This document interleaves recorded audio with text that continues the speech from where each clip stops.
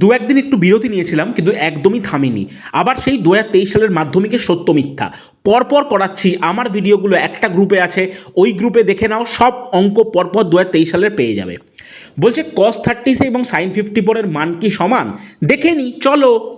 cos of 36 degree বোঝা গেছে ভাই। cos 36কে কী লিখবো? cos of 90 degree minus 54।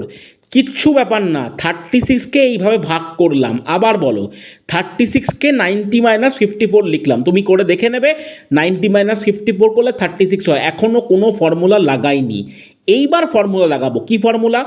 cos of 90 degree minus theta মানে সাইন থিটা, হ্যাঁ কি না?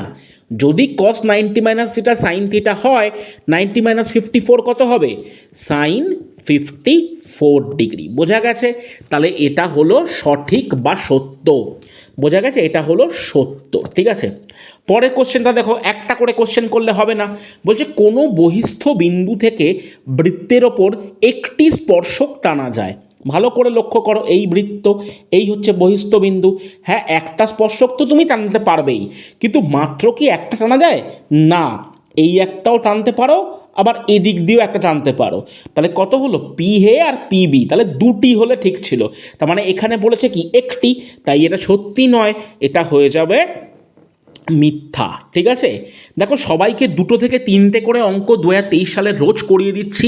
বড় অঙ্ক আসলে একটা একটা করে বুঝিয়ে বুঝিয়ে করাবো। ভালো করে দেখে নাও, তোমাদেরই সুবিধা হবে, এই জন্যই করালাম। আজকের মতো এইটুকুই। Good night and sweet dreams to all. মনে রাখবে, cos 90 মাইনাস থিটা দিয়ে যদি আগে এসেছিল, তাহলে এবার আসতে পারে sin 90 মাইনাস থিটা। তাই ওগুলো ভালো করে একটু পড়ে নেবে। প্রিভিয়াস ইয়ার কোশ্চেন করার মানেটাই এটা যে এই ধরনের কোশ্চেন আবার আসতে পারে। আজকের মতো এইটুকুই। Good night and sweet dreams to all.